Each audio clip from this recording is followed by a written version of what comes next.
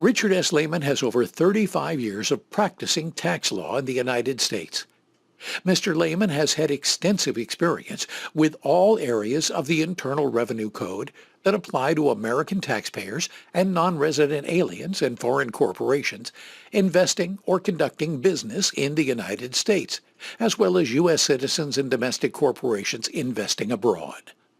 Richard has a national reputation for handling the toughest tax cases, structuring the most sophisticated income tax and estate tax plans, and defending clients before the Internal Revenue Service. Richard Lehman began his career in tax law with a law degree from Georgetown University, a master's degree in tax law from New York University, and 2 years of clerking for the Honorable William M. Fay, a judge on the United States Tax Court in Washington, D.C. He spent several years as the senior attorney of the interpretive division of the Chief Counsel's Office at the Internal Revenue Service, the IRS's internal law firm. Today, Richard works with other lawyers, accountants, business leaders, and individuals who are struggling to find their way through the complexities of United States tax law. Today's America may very well see the beginning of a new, smaller, entrepreneurial business person who now sells to the world with a click. What many of these business people do not know is that there is a long-standing and little-used tax incentive for Americans who export product and related services. It is available to manufacturers, producers, wholesalers, and retailers that sell, quote, export property, which we'll define in this seminar. It is known as the Domestic International Sales Corporation, or DISC. This relatively simple corporate structure permits a U.S. taxpayer to pay a 15% tax rate on export profits instead of a federal tax rate of 35%. And for those taxpayers who live in states where there are city and state income taxes, it means a 15% tax rate instead of a 50% tax rate on your export profits. This is a major tax-saving tool in more ways than one.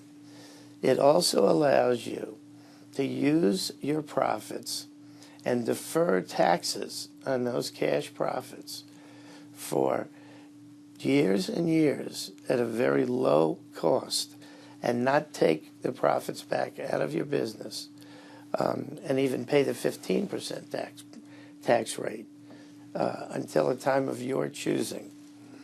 The enclosed seminar, I hope, is helpful to professionals and business people. I hope that many of you will be able to take advantage of this tax-saving tool. I also welcome questions and inquiries and hope you will realize that I can be a resource to you from any point in the United States in dealing with international tax issues, such as the formation of the DISC, such as advice regarding the DISC, the formation of the DISC, and other international tax matters. The business world is probably going to be a tough place in 2012. America's getting on its feet, but the Eurozone is in trouble, buying a lot less. China is still very competitive. The American businessman needs every break they can get. And I believe, from what I've seen in many years of practice, that there is a hidden gem in the tax code that many American business people just really don't know is there, that seems to be shrouded in complexity, but it's not.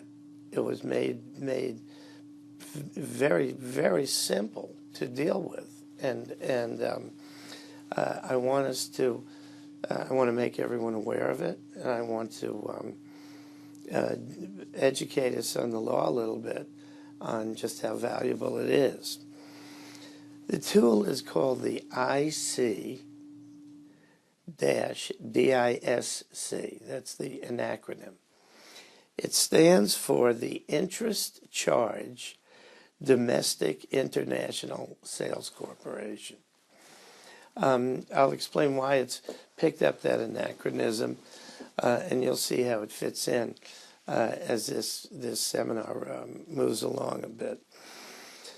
The bottom line of the disc is that it is a separate United States corporation that can be set up by business people who are exporting goods and related services. It's that simple. You can be a retailer, you can be a wholesaler, you can be a manufacturer, you can be a miner, all kinds of producers. There's nothing really that stands in the way of having a disc if you're in the export business and you're selling merchandise, except the one major caveat is it can't consist of more than 50% of imported products imported into the U.S. So, or let's put it this way, more than 50% of the disc materials that are sold have to be made in America. That's the one major caveat. After that, it is setting up a company. It is keeping a separate set of books that, by the way, your customers don't even know the disc exists. And it is abiding by a set of very defined rules to make sure that the disc always stays in the exporting business. Now, we're going to look at all these rules, but first we're going to define what is export property. Export property is property which is manufactured, produced, or grown in the United States, not more than 50% of which is attributable to U.S. imports, that is sold, leased, or licensed for consumption outside of the United States. That's the bottom line of it. How does this rather simple corporate vehicle work? Is as follows.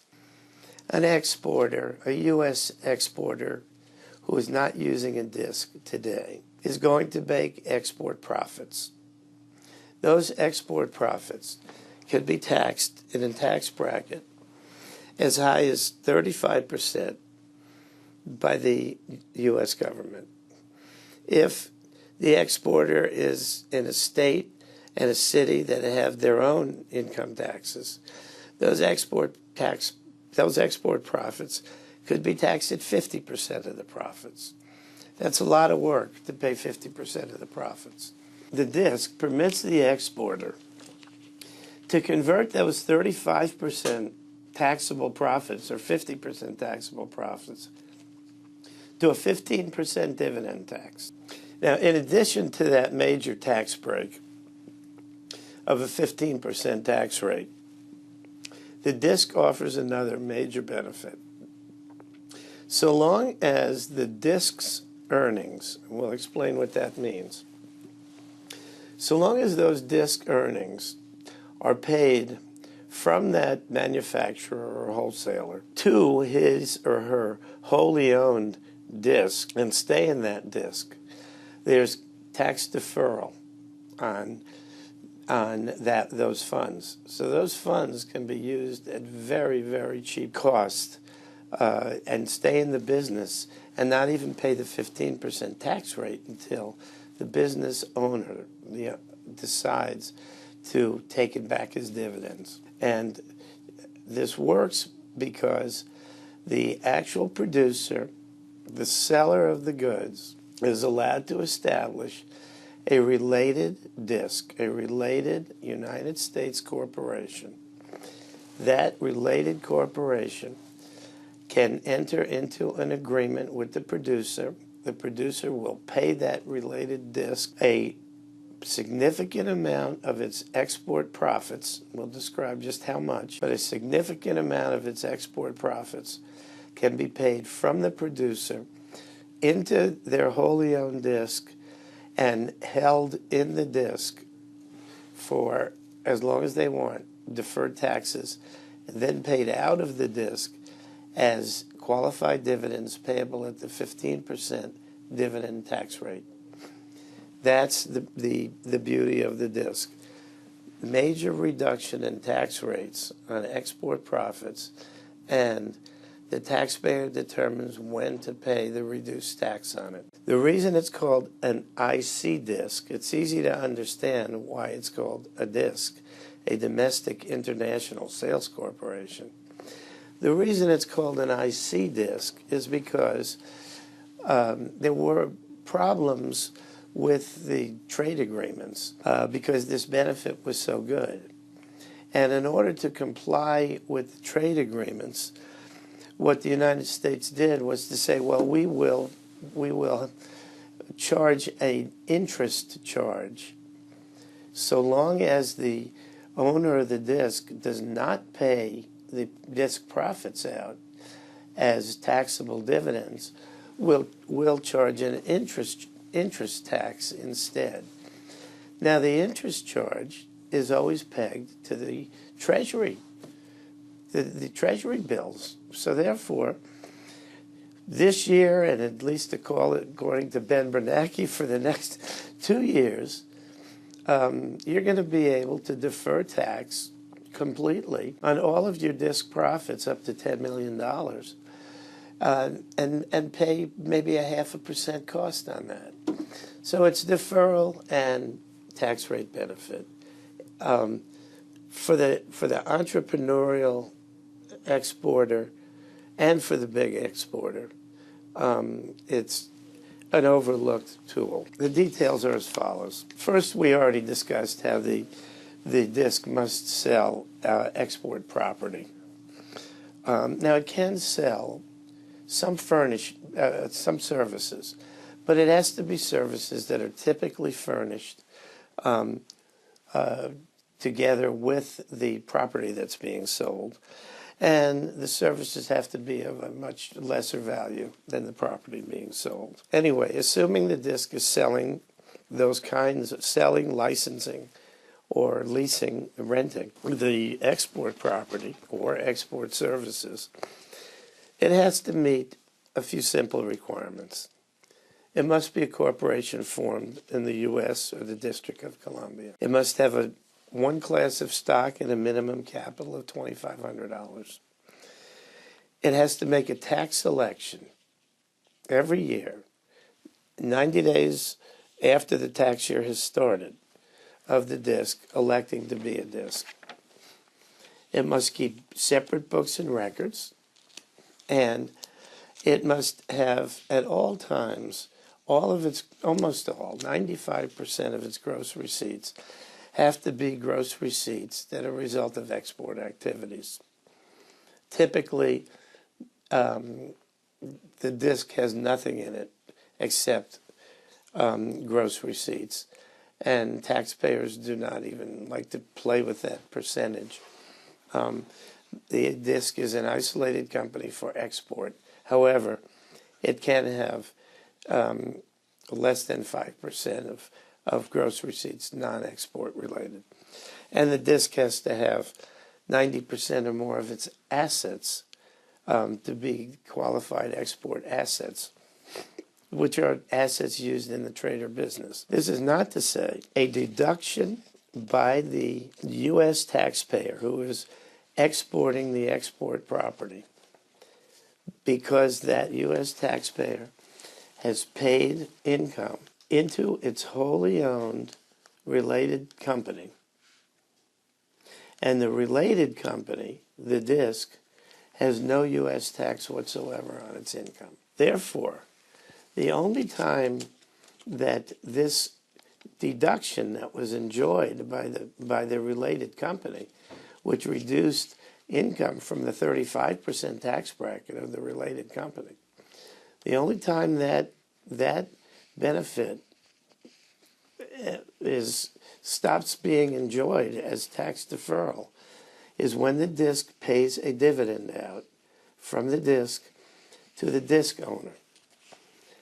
At that point, the DISC owner is receiving 15% in 15% taxable income in the form of qualified dividends. Now, it's very important that the related owner not be a corporation. You do not want to have, in the schemes of things, a corporate manufacturer that establishes its own state corporate DISC and then pays the money to the DISC. Because the dividends that come out of the DISC will be taxable income to the parent corporation. So you typically will have the owner of the manufacturer, the individual owner of the manufacturer, or wholesaler or retailer, or the owner and some of his or her key employees will also own the DISC, but they will own it as individuals. That way, it's individuals getting the 15% qualified dividends and not another corporation getting dividends that it will have to pay a double tax on. The tax deferral, as we talked about, can go on. Right now, the cost of that deferral are very, very inexpensive. The proper way in which the DISC should be held. Because the DISC is almost always going to be started by a related party. It's going to be the manufacturer. It's going to be the wholesaler, the retailer, who find themselves shipping overseas and is made aware of the DISC and says, I want to have one. The key to it is the DISC is a separate independent company allowed under the regulations, under the tax regulations, right, to be related, and in spite of the fact that it's related, to have a pricing schedule that absolutely acknowledges that the related company is going to be paid to do very little. It encourages the exporter to pay to the DISC and permits the exporter to pay to the DISC over 50% of its export profits and get a deduction from its U.S. taxes for those profits, which means a deduction at 35% all the way up to 50% if the taxpayer is living in a place where there's city and state income tax. That deduction leaves the DISC in a position where it has received more than 50% of the export profits of the actual producer, and the DISC is tax-free. When the DISC distributes its DISC income, it distributes 15% dividends from the DISC corporation. However, that's 15% dividends if it goes to an individual. It's not 15% dividend if it goes to a corporation. So consequently, the way in which the DISC is typically set up is the same person who owns the producer, whether it be a corporation, limited liability, partnership, the same person who owns that producer will own the DISC.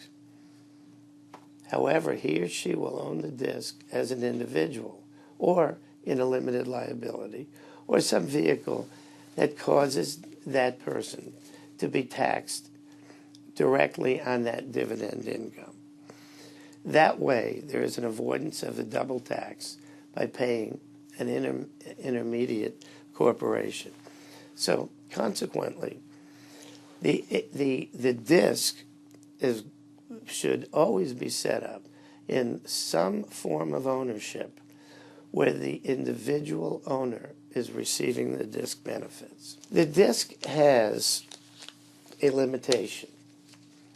It says that after the disc has earned $10 million of profits, at that point, there will no longer be deferral on any of those profits. A lot of business people read that to say, well, once I've made $10 million in profits in my disc, it's not going to be that valuable to me, is it?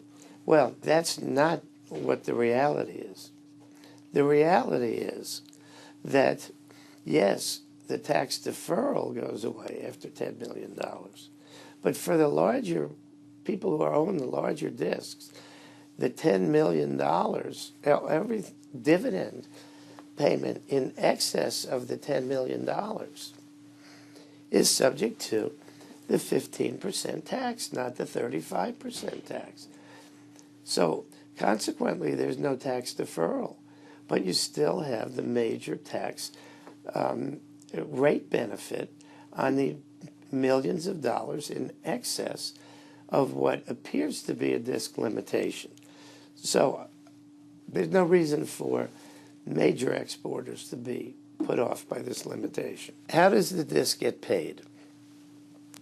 Basically, as I said, this is one of the few places in the Internal Revenue Code where it's okay to overprice and have a related company who's you're overpricing. And it's acknowledged right in the regulations. There are fixed formulas to see what the disc can be paid. What portion of the real seller's profits can go to the disc as a deduction and stay in the disc with tax deferral or come out at a 15% tax rate. There's three methods. The first method is called the gross receipts method. Now, if you're in a business with a very thin margin, you're going to want to use the gross receipts method. The gross receipts method allows the taxpayer, the seller, to pay to the disc 4% of all of the gross receipts, together with 10% of the expenses of promoting the product. Now, in some situations, if the bottom line doesn't come to 4% of the gross receipts, that means that the actual seller is in a position to deduct and pay to the disc all of his or her export profits. The next method is called the taxable income method. This is going to work a lot better with high margin. The high margin allows a deduction of 50% of the taxable income of the supplier and 10% deduction from all of the expenses incurred to promote. This is a formula that puts the supplier, the seller, with a deduction of much more than 50% of his actual taxable income from export profits. Finally, there's the arm's length method that's always been approved by the code, where a related party can charge another related party anything that's reasonable, which is tested by what would you charge a third party, an arm's length third party, for the same goods or services.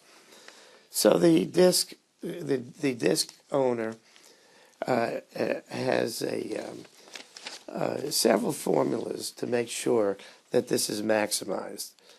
The materials include a very simplified example that doesn't even consider the 10% deduction that the seller can take for export promotional expenses. But a simplified approach to show you how the formula will work to benefit the higher or lower margin producer. We have in two columns. We have a column that shows the 50-50 taxable income approach and a column that shows the 4% gross receipts approach. The 50-50 taxable income approach is a much more high profit than the gross receipts. We have export gross receipts of $4 million, cost of goods sold $2 million, gross profits $2 million, selling general administrative expenses $1 million, export sales net income $1 million. There, we don't want to take just 4% of the gross receipts. It'll only be a $160,000 deduction. So we take the 50% of export net income. Leaves the manufacturer with tax on $500,000 and a deduction of saving a federal estate tax of $175,000 at the 35% tax bracket, and instead paying the dividend tax at 15% and having a total savings of $100,000 as a result of using the DISC. In the other column, we have a much lower margin producer or seller, much higher cost of goods sold, much lower profits, gross profits, same selling expenses, and but much reduced export sales net income. Here, the 4% of the export gross receipts wipes out all of the export profits. Manufacturer's taxable income is zero. Federal tax cost, instead of paying $56,000, is $24,000. Taxes save $32,000. So this will give you some idea of the DISC.